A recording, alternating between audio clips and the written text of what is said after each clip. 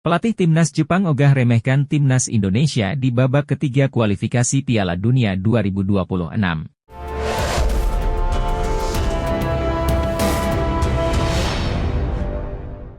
Pelatih timnas Jepang, Hajime Moriyasu angkat bicara terkait hasil undian kualifikasi Piala Dunia 2026 zona Asia. Ia menyebut bahwa semua lawan yang akan dihadapi Jepang tidak ada yang mudah, termasuk timnas Indonesia.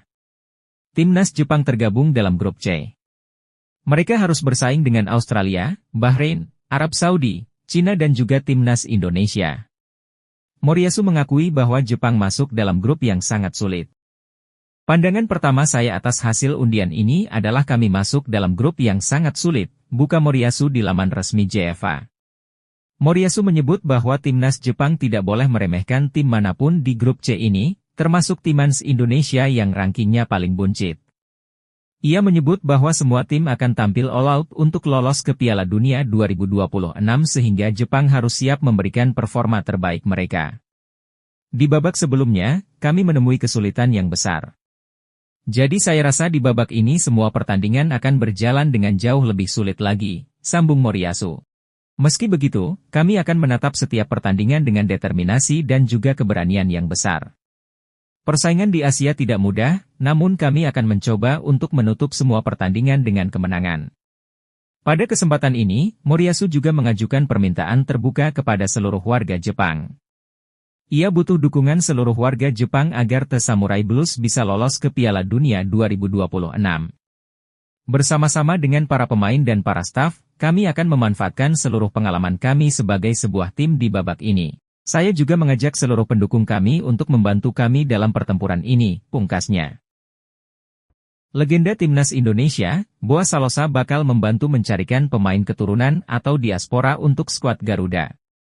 Hal ini disampaikan Hamdan Hamedan, legenda timnas Indonesia asal Papua itu akan mencari dan melihat langsung kualitas para pemain diaspora atau keturunan.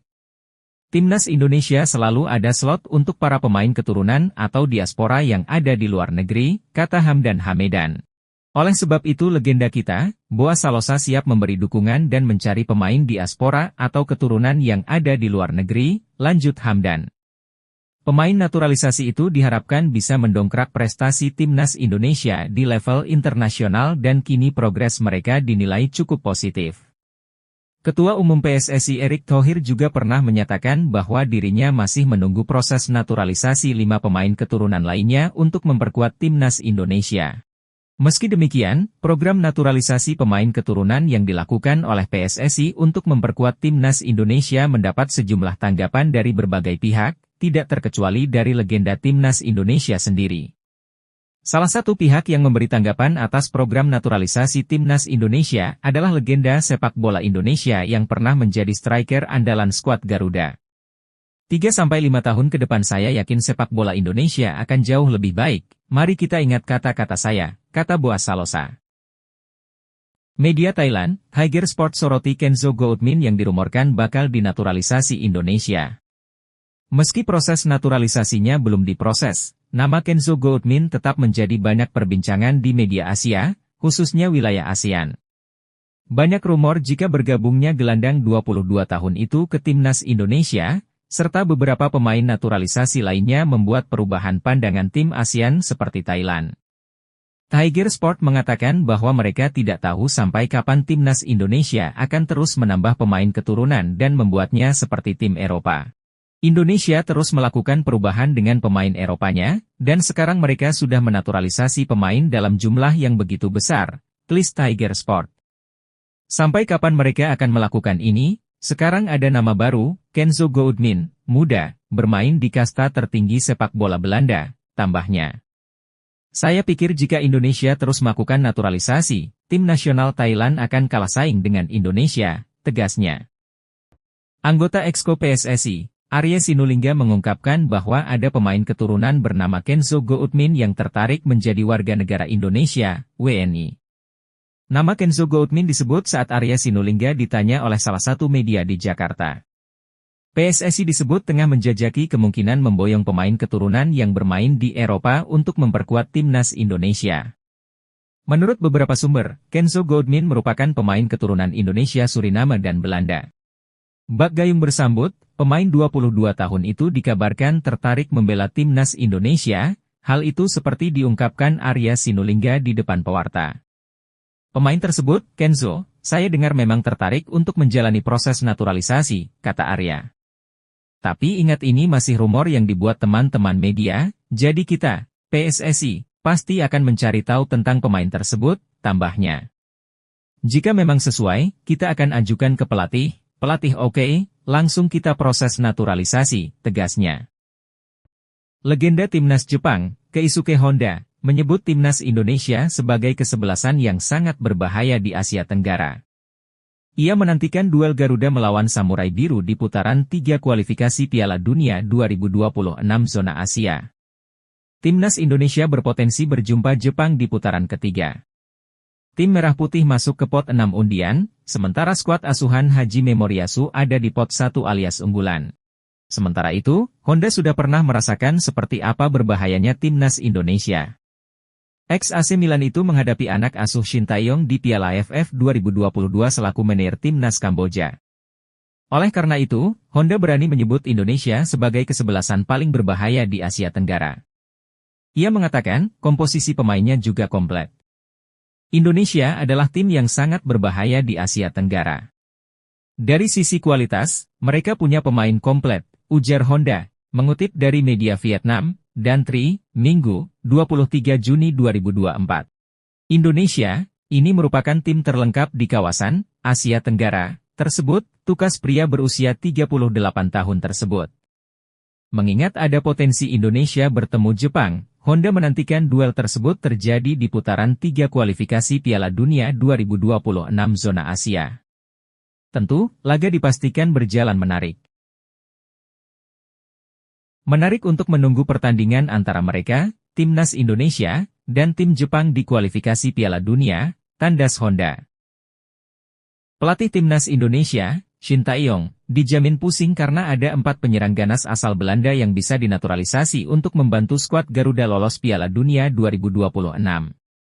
Dibilang pusing karena Shin Tae-yong pastinya hanya diizinkan memilih beberapa di antaranya saja untuk dinaturalisasi menjadi warga negara Indonesia.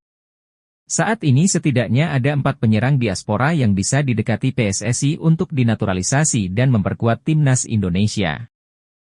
Mereka ialah Ulla Romeni, FC Utrecht, Dean Zandbergen, FC Dordrecht, Tim Watering, De Travers, dan Mauro Zijlstra, FC Volendam.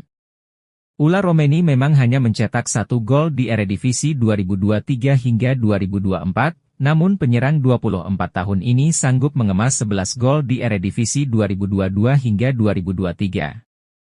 Tim Watering yang memiliki tinggi badan mencapai 193 cm mencetak 15 gol di Liga 3 Belanda 2023 hingga 2024. Mauro Zijlstra yang terang-terangan siap memperkuat timnas Indonesia, tercatat sebagai runner-up top skor di kompetisi Liga Belanda U21 2023 hingga 2024.